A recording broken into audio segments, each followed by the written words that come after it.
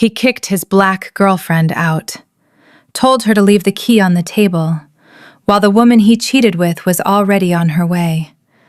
But here's what he didn't know. The rent, the furniture, the entire life he was showing off, she paid for all of it. And that night, he didn't just lose her. He destroyed the only life he could never rebuild. And what she did next wasn't revenge.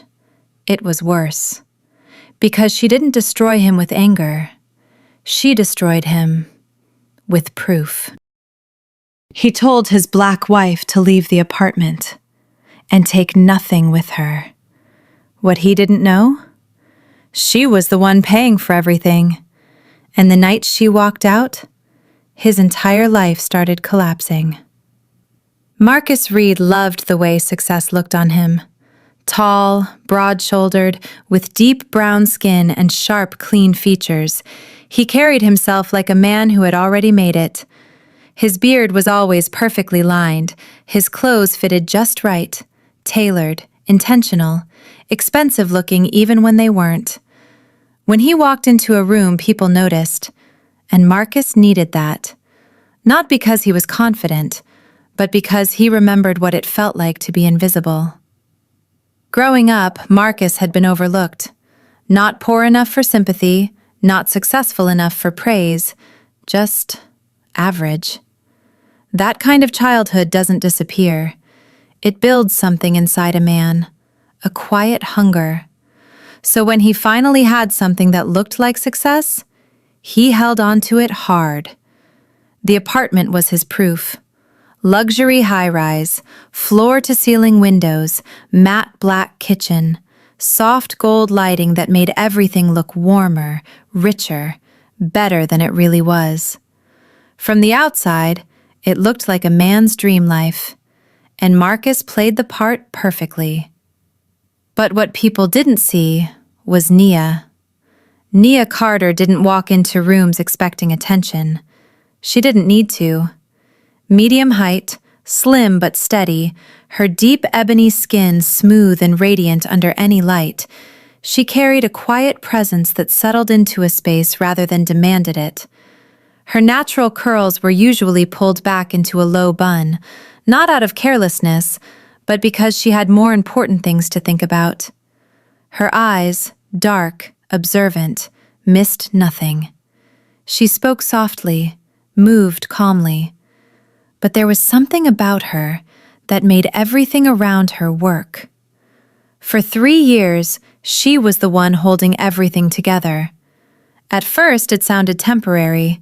Marcus would sit across from her, relaxed, explaining things in that easy tone he used when he wanted something to feel normal. Money's tied up right now. Commission's coming in soon. Just give it a little time. So Nia paid the rent.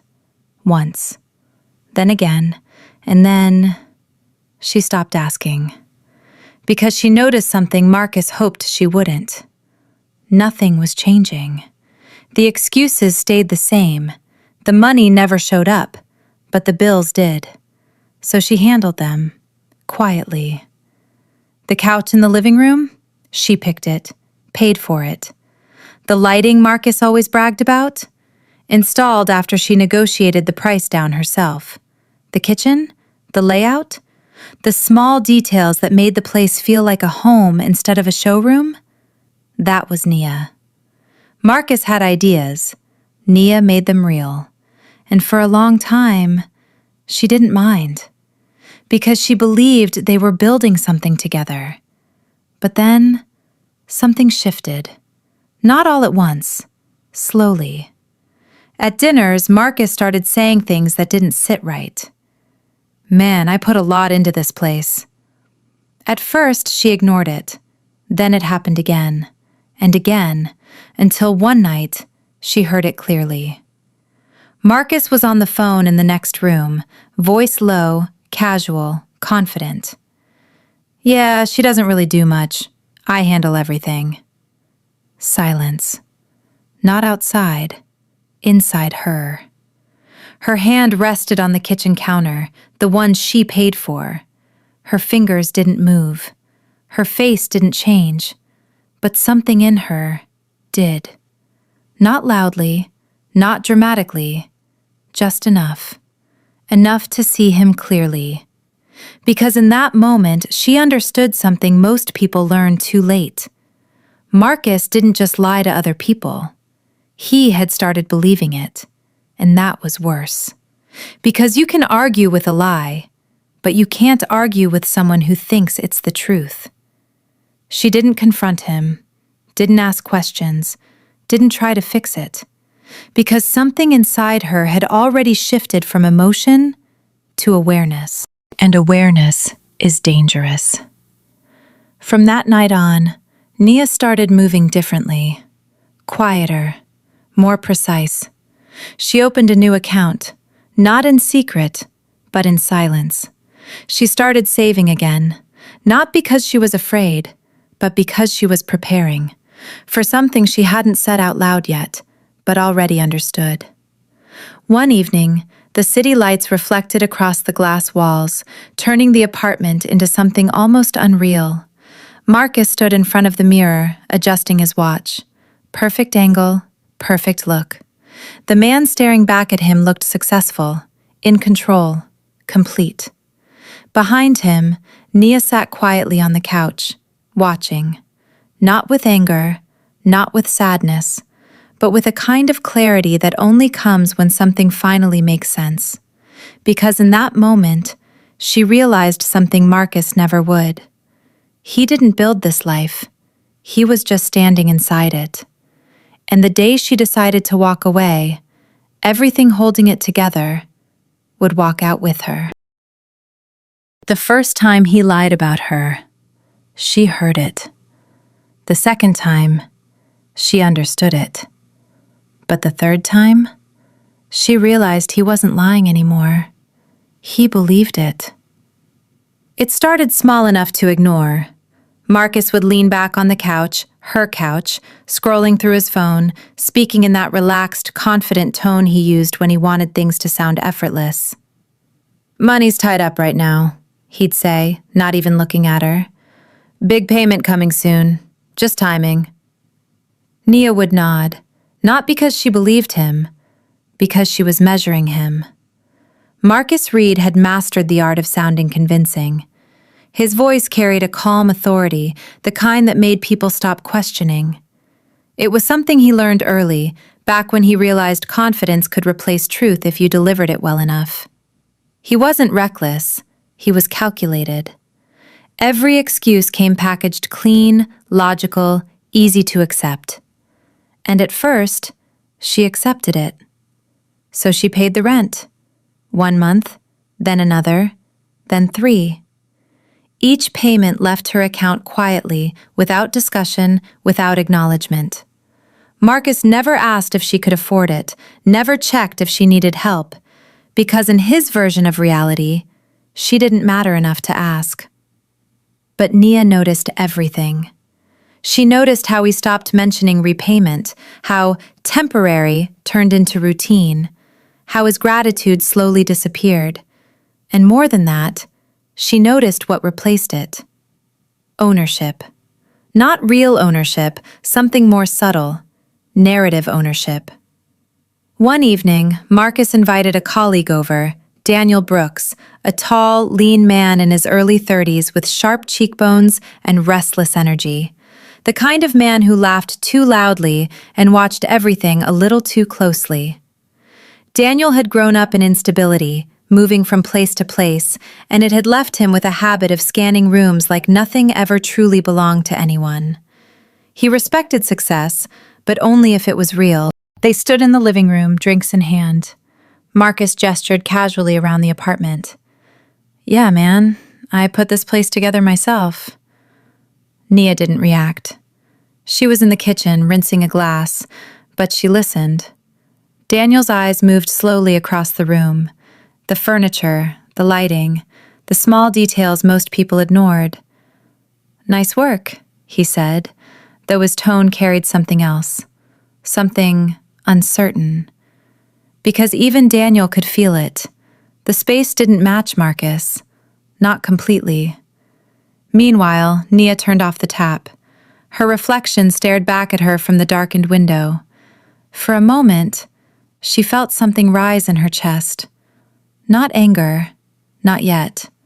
Something quieter. Recognition. Because this wasn't about money anymore. It was about erasure. Piece by piece. Marcus wasn't just removing her from the story, he was rewriting it. And the more he repeated it, the more natural it sounded. At dinners, he started saying it casually. "I've been handling everything myself lately." To friends, to coworkers, to anyone who would listen. And people believed him. Because Marcus looked like the kind of man who could. That was the dangerous part. He fit the image. And Nia? She didn't fight for it, didn't correct him, didn't interrupt. Because she was watching something unfold that most people miss. The moment a lie becomes identity. And once that happens, you don't just lose truth, you lose the person who is telling it. The shift in Marcus didn't happen overnight. It came from somewhere deeper, from years of feeling overlooked, from watching other men get credit he believed he deserved, from a quiet resentment that never fully healed. And now, standing inside a life that looked successful, he wasn't going to give that credit away, even if it meant taking it from her. Weeks passed, then months, and Nia adjusted, not emotionally, strategically. She tracked everything again, every payment, every transfer, every receipt. Not obsessively, carefully, like someone preparing for something that hadn't happened yet, but would. The living room changed again. New decor, new layout. Marcus took pictures, posted them. "Hard work paying off." Comments flooded in. "Proud of you, bro. You built this from nothing." Nia read them, silently. No reaction. But inside, something settled into place. A decision. Because the truth was no longer enough.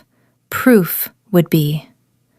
One night, Marcus stood in the kitchen again, phone pressed to his ear. "I don't need help, man. I've been doing this on my own for a while now." Nia walked past him, calm, unbothered, invisible. Just the way his story needed her to be. But as she moved through the apartment, the space she built, the life she funded, she no longer felt attached to it, not the way she used to. Because something had changed. It wasn't hers anymore. Not emotionally, not mentally, only financially.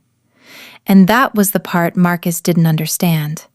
Because to him, ownership was about perception. To her, it was about reality. And reality had a way of catching up. Later that night, Nia sat alone in the dim light of the living room. The same room Marcus had claimed, the same room everyone believed him about. Her fingers brushed lightly against the arm of the couch. She didn't feel pride anymore, didn't feel resentment either, just clarity, the kind that comes right before something ends. Because now she knew exactly what Marcus had built his confidence on. Not success, not effort, not truth, but her. And the moment she removed herself from that equation, everything he believed about himself would start to collapse. He brought another woman into her home before he told her to leave.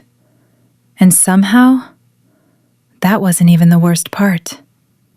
Vanessa Clark entered Marcus's life the way illusions usually do, effortlessly. She was 27, light brown skin with a warm undertone that seemed to glow under soft lighting. Long, straight black hair that fell neatly past her shoulders, always styled, always controlled. Her features were delicate, almost symmetrical in a way that made her easy to admire. But what stood out most wasn't her beauty. It was her openness. Vanessa believed things easily, not because she was naive, but because she had never had a reason not to. She grew up in stability, 2 parents, a quiet suburban home, routines that didn't break. People in her life had been consistent, predictable, honest enough that she never developed the instinct to question too deeply. She trusted what she saw. And what she saw in Marcus was a man who had built something from nothing. Because that's what he told her. I did this on my own. Everything here, I worked for it. And Marcus said it so naturally, she never doubted it. At first, Nia only noticed the changes indirectly. Marcus stayed out later, checked his phone more often, smiled at messages he didn't explain. Small things, easy to dismiss. But Nia didn't dismiss them. She observed. Because by now, she wasn't reacting to Marcus anymore. She was studying him. The shift in his energy was subtle, but clear. A new kind of confidence had settled into him, the kind that doesn't come from growth, but from replacement. He wasn't building anything new. He was transferring value, from her to someone else. 6 weeks. That's how long it took. 6 weeks for Marcus to rewrite his entire reality with someone new in it. 6 weeks for Vanessa to believe she had stepped into something real. And 6 weeks for Nia to understand exactly what was coming. The night it happened was quiet. Too quiet. Marcus walked in with a stillness that didn't belong to him. No hesitation, no uncertainty. Just a calm, controlled energy, the kind a person has when they've already made the decision and rehearsed it. Nia was in the living room, sitting on the couch, her laptop closed beside her. She looked up, not surprised, just ready. Marcus didn't sit down, didn't soften his tone, didn't even pretend. This isn't working. The words landed flat, no weight, no emotion, just a statement. Nia didn't respond, because she had already heard them before. Not from him, from his behavior. You need to leave. There it was. Direct, clean, final. Still, no anger, no raised voice. And that was what made it colder. Because anger at least acknowledges connection. This was dismissal. Nia stood slowly, her movements calm, measured. Leave? She repeated quietly. Marcus nodded once, like he was confirming something obvious. This is my place. And for a moment, everything went silent. Not the room, her. Because those words didn't just erase her effort. They erased her existence, the rent she paid, the nights she stayed up fixing things, the life she quietly built around him. All of it, reduced to nothing. And yet, Nia didn't argue, didn't raise her voice, didn't list the receipts, because she saw something in Marcus's face that made it pointless. He had already decided who she was, and once someone decides that, no amount of truth changes it. She turned without another word, walked past him, down the hallway. Her suitcase was already half packed, not intentionally, but instinctively, because somewhere inside her, she had been preparing for this moment long before it arrived. She folded the last few things slowly, carefully, not because she needed time, but because she was choosing control. Every movement deliberate, every breath steady. Marcus stayed in the living room, didn't follow, didn't help, didn't watch, because to him, this was already over. When Nia stepped back into the living room, suitcase in hand, Marcus finally looked at her again. For a second, something flickered. Not regret, not guilt, just uncertainty. Like part of him expected more. A reaction, a fight, something to confirm that he still mattered in this moment. But Nia gave him nothing. She walked to the table, placed the key down. The sound was soft, but final. And for the first time that night, Marcus felt it. Not fully, not consciously, but somewhere deep enough to matter. Something had shifted. Outside, the hallway felt colder than it should have. Nia stepped out. The door closed behind her with a quiet click, and just like that, 3 years ended. No explosion, no scene, no closure, just silence. Inside the apartment, Marcus stood alone for a moment. The space felt the same, looked the same.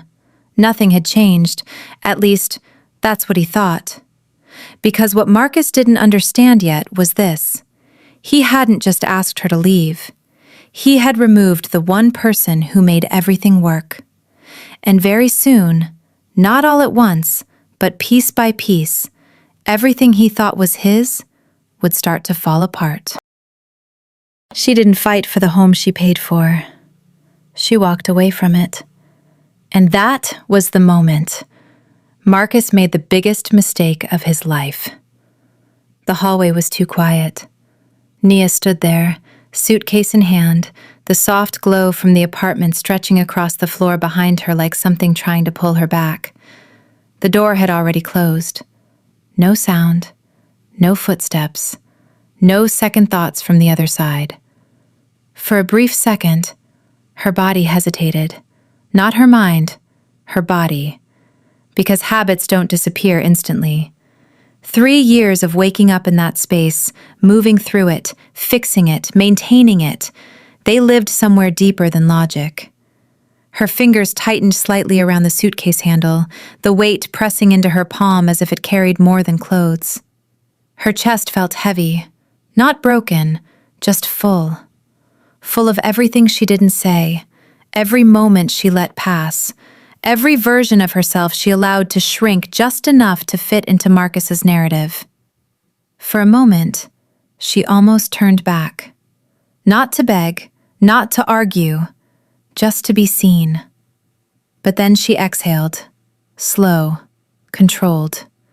And in that breath, something left her. Not love, not yet. Attachment. And once that was gone, there was nothing left to hold her there. So she walked. Outside, the city air hit differently, cooler, sharper, more real. Nia stepped onto the street, the sound of distant traffic filling the silence that had followed her out. The building behind her stood tall, unchanged, still impressive from the outside, still convincing, still a lie. She didn't look back, because she already knew what was behind her, and more importantly, she knew it was no longer hers. Across the street, a car door opened. Simone Carter stepped out quickly, scanning the sidewalk until her eyes landed on Nia. She moved with urgency, heels clicking against the pavement, posture straight and purposeful. Simone was taller than Nia, with a lean, athletic build, her dark skin glowing under the streetlights. Her hair was cut short, natural, sharp around the edges, nothing soft about her presence. Years of working as a litigation attorney had shaped her into someone who didn't waste words, didn't tolerate nonsense, and didn't miss details. But the moment she saw Nia standing there, her expression shifted, not into pity, into understanding. "You're done?" Simone asked, her voice calm but firm. Nia nodded once.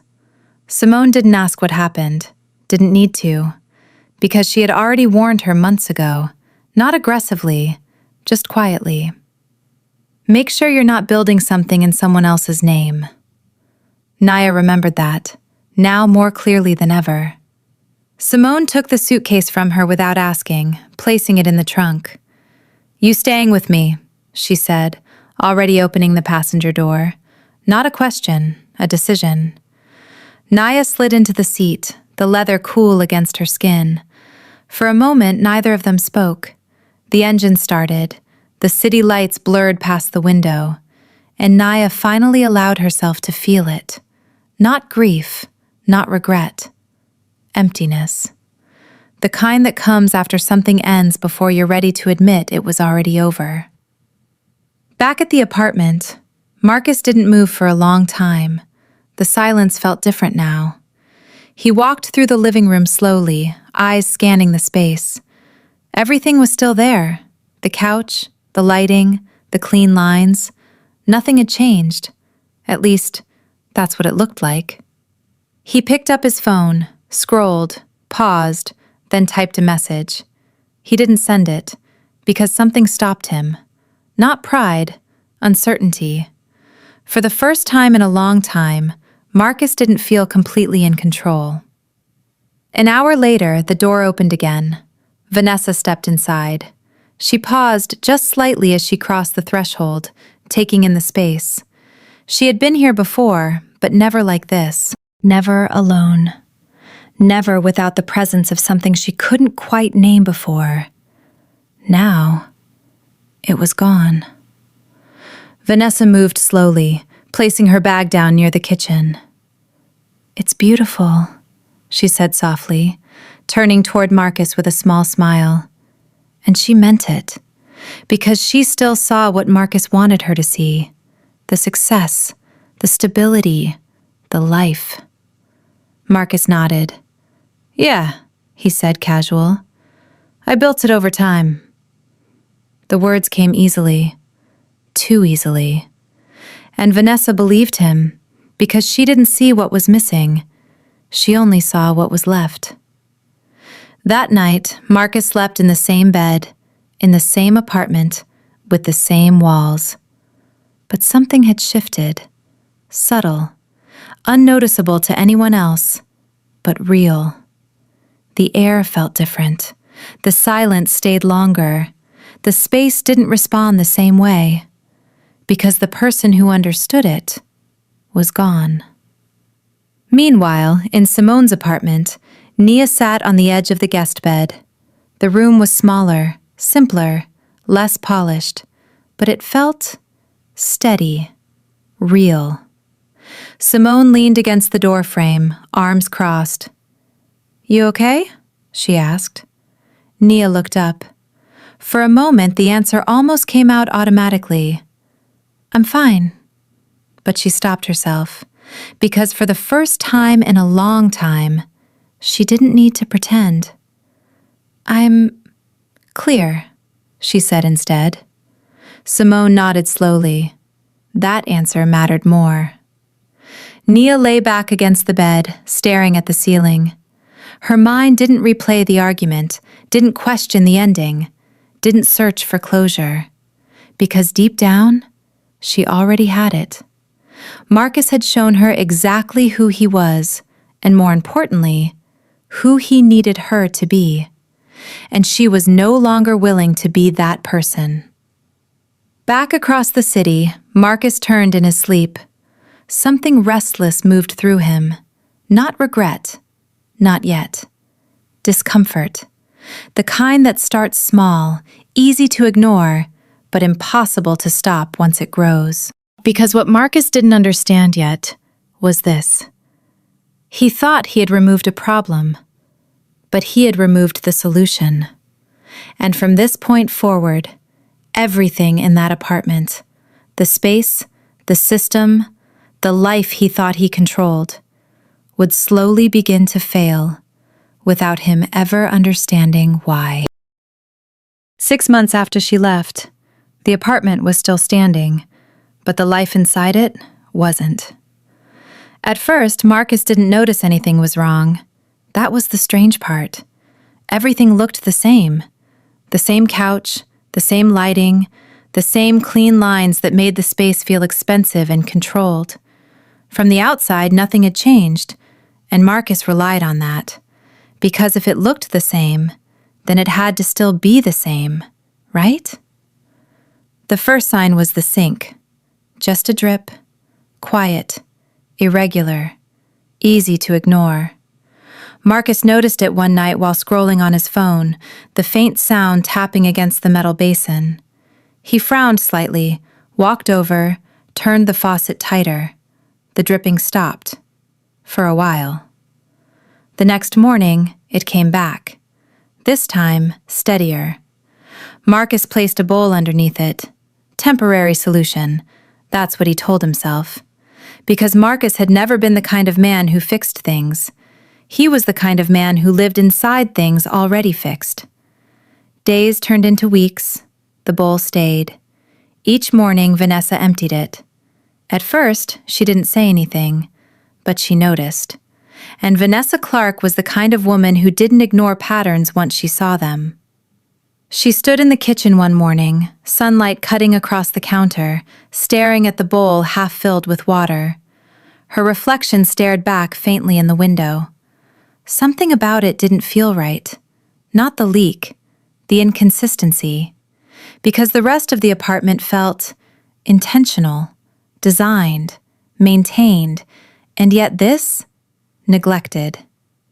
"Didn't you say you built this place?" she asked one morning, her tone light but edged with curiosity. Marcus barely looked up from his phone. "Yeah," he said. "Why?" Vanessa tilted her head slightly, studying him. Her features were soft, but her eyes had started to change, less open, more searching. "Then why haven't you fixed that?" She gestured toward the sink. Marcus paused, just for a second, but Vanessa saw it. That tiny hesitation, that gap between confidence and truth. "I've just been busy," he said, shrugging it off, and for a moment, she let it go. But the apartment didn't, because once something starts breaking, it doesn't stop at one thing. The heating system was next.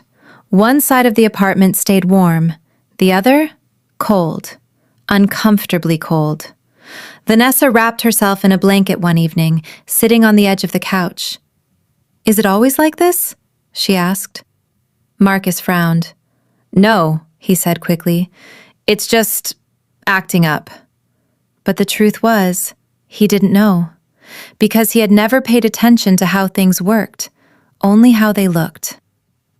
The walls began to change too, subtle at first, a faint peeling near the edges, a slight discoloration where the light hit differently. Vanessa ran her fingers along it one afternoon, her brows pulling together. "Didn't you just repaint this recently?" Marcus hesitated again. That same pause, short, but louder this time. "Yeah," he said, "a while ago." But Vanessa knew something didn't add up, because she had seen his habits, the way he handled small problems, or didn't. And slowly, a question started forming in her mind, one she wasn't ready to ask yet. Meanwhile, Marcus felt it too, not the problems themselves, the pressure, because something about the apartment had shifted in a way he couldn't explain. The space didn't respond the same, the routines felt off. Things required attention now, attention he didn't know how to give. One evening, he stood in the living room, staring at the space like it had betrayed him. Everything looked right, but it didn't feel right, and Marcus didn't understand why. Because in his mind, nothing had changed, but everything had. Across the city, Nia moved differently. Her mornings were quiet, structured, intentional. Simone's apartment wasn't large, but it was precise. Clean lines, functional spaces, nothing unnecessary. Everything had a purpose. Nia sat at the small dining table, reviewing documents. Bank statements, transfers, receipts, all organized, all clear. Not out of anger, out of clarity. Because rebuilding wasn't emotional for her, it was methodical. She had already grieved what needed to be grieved. Now, she was preparing for what came next. Simone watched her from across the room, arms folded. "You're not just moving on," she said. Nia didn't look up. "No." A pause, then, "I'm resetting." Simone nodded slowly, because she understood the difference. Moving on is reactive. Resetting is intentional. Back in the apartment, Vanessa stood in the kitchen again. The bowl was full, overflowing slightly this time. Water had started pooling along the edge. She stared at it, then turned toward Marcus. He was on the couch, relaxed, unbothered, like nothing was wrong. And in that moment, something clicked. Not fully, but enough. Enough to doubt. "If you built this place," she said slowly, her voice quieter now, more careful, "why does it feel like it's falling apart?" Marcus didn't answer, because for the first time, he didn't have one. And that silence, it said more than anything he ever could. Because what Marcus didn't understand yet was this. He thought Nia was replaceable, but she wasn't. She wasn't just part of the life. She was the structure, the system, the reason everything worked. And now that she was gone, the life he claimed as his own was starting to reveal the truth. Not loudly, not all at once, but slowly, inevitably. Everything he built his identity on was beginning to fall apart.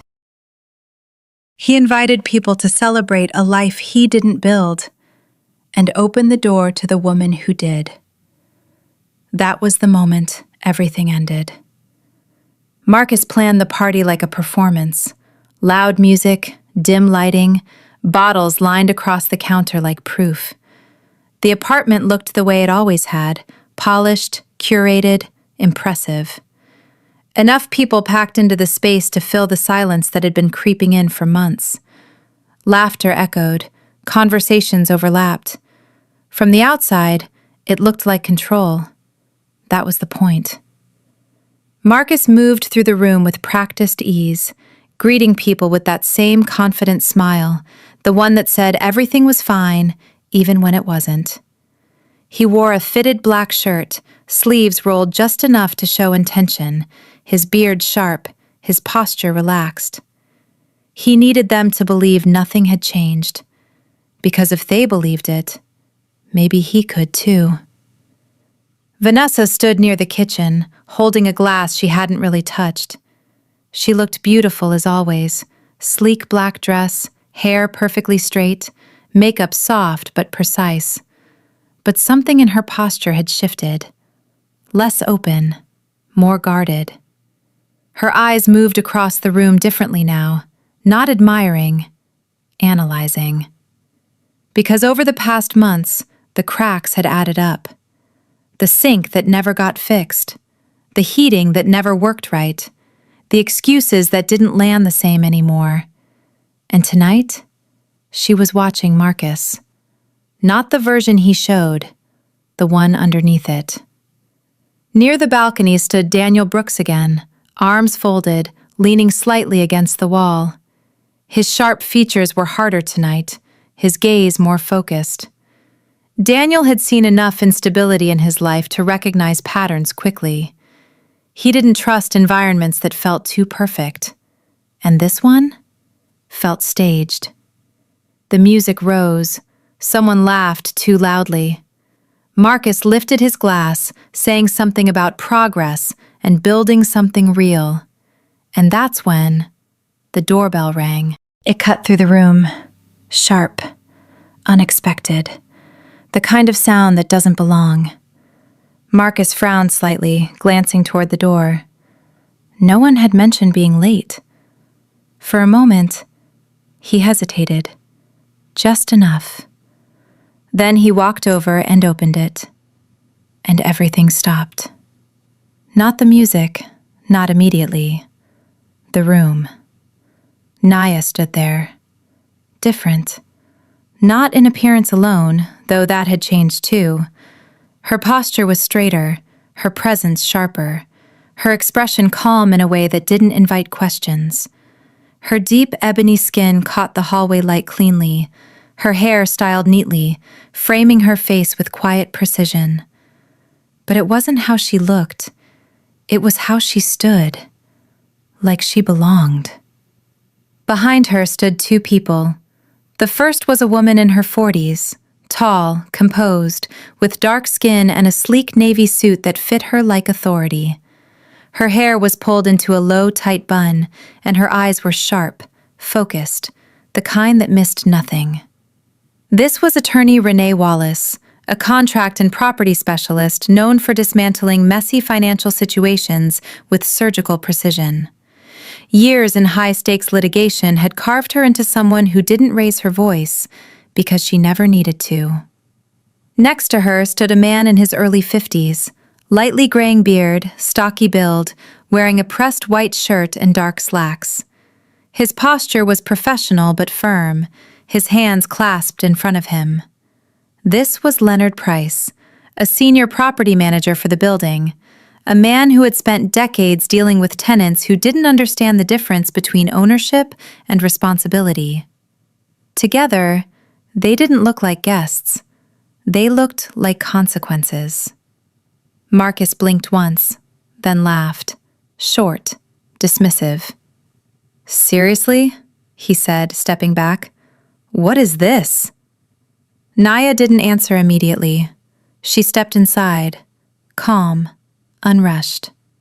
The room parted slightly as she walked in, conversations fading, attention shifting.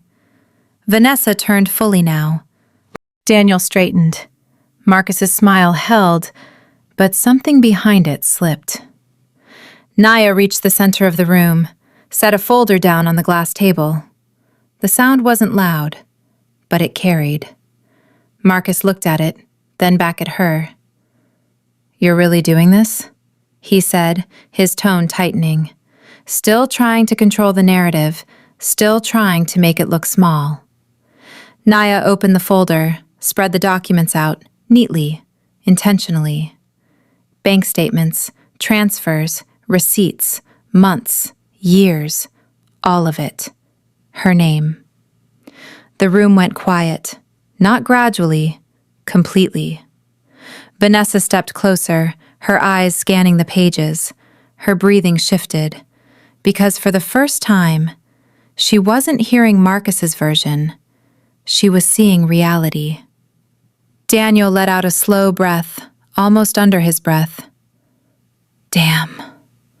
Not surprised, confirmed. Marcus tried to speak. "Okay, this doesn't mean..." But his voice didn't land the same anymore, because confidence without truth collapses fast. Naya looked at him, steady, unmoved. And then she said it. "You didn't build this life, Marcus. You were just living inside mine." The words didn't echo. They didn't need to. They landed. Vanessa stepped back slowly.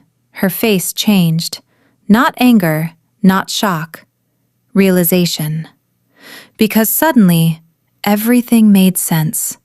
The broken sink, the excuses, the gaps. She looked at Marcus, really looked this time. And what she saw wasn't the man she thought she knew. Marcus opened his mouth again, but nothing came out. Because for the first time, he didn't have a version of the story that worked. And in a room full of people, that mattered. Because what Marcus didn't understand until that exact moment was this. He didn't lose control that night. He lost belief. And once people stop believing you, there's nothing left to stand on. She didn't expose him to win. She exposed him to end it. And that night, everything finally caught up to him. For a moment after Nia's words landed, no one moved. The music still played faintly in the background, but it no longer belonged to the room. Conversations had stopped. Glasses remained half raised. People stood frozen in place, caught between what they thought they knew and what had just been proven. Marcus stood at the center of it all, the same man who had spent months controlling every version of the story, but now, there was no version left to control. Vanessa didn't look at him, not immediately. Instead, she turned slowly, her eyes moving across the apartment, the couch, the lighting, the kitchen. Details she once admired now felt different, detached, hollow, almost staged. The same space she had walked into weeks ago, believing it represented Marcus's success, now looked like evidence. Her gaze settled on the sink, the bowl still sitting underneath, water nearly full, and suddenly, everything made sense. Vanessa Clark had never considered herself naive, but she understood something now she hadn't before. Believing someone isn't weakness. Staying after you know the truth is. "I think," she said softly, her voice cutting through the silence in a way no one expected. "I was living in someone else's life too."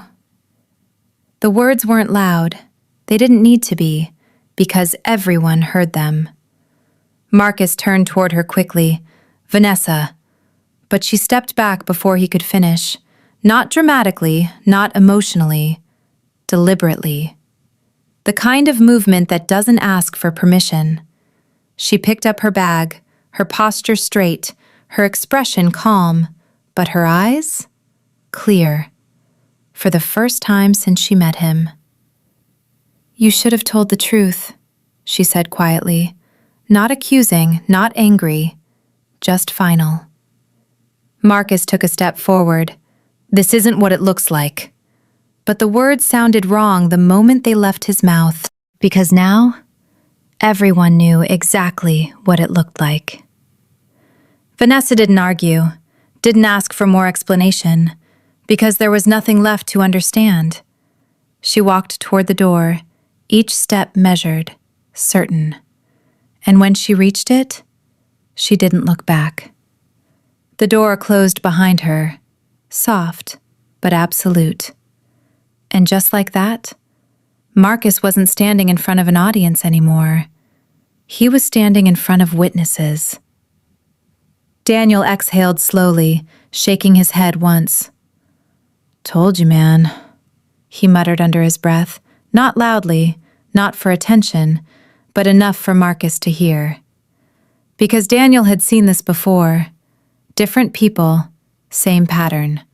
Men who built identities they couldn't maintain.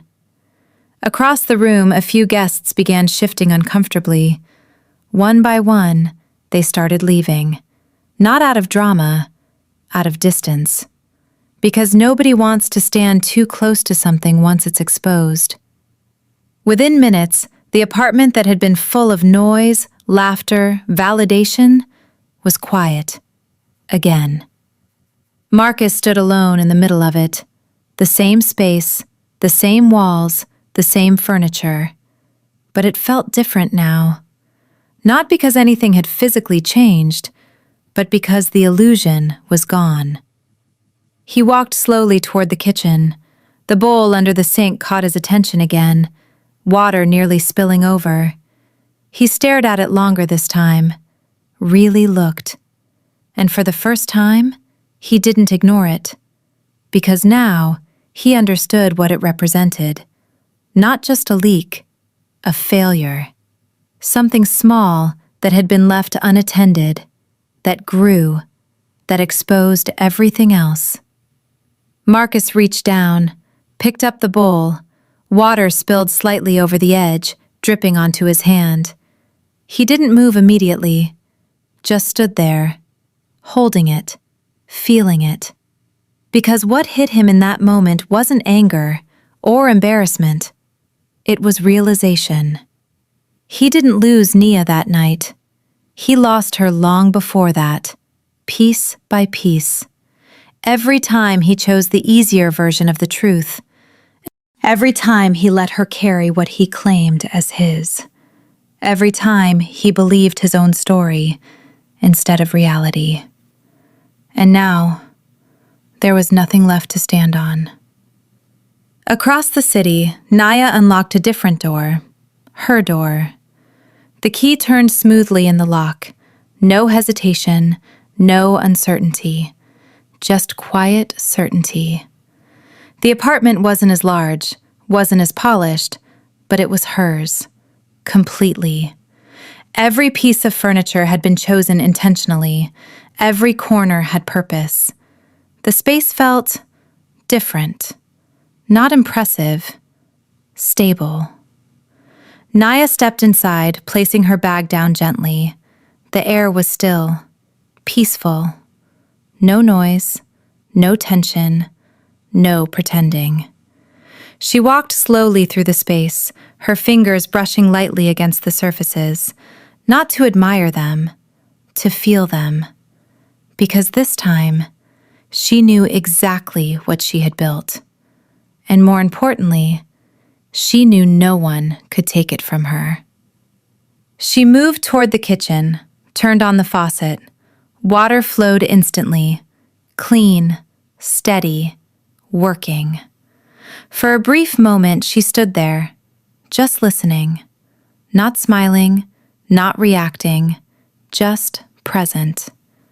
Because for the first time in a long time, there was nothing to fix. And that mattered more than anything she left behind.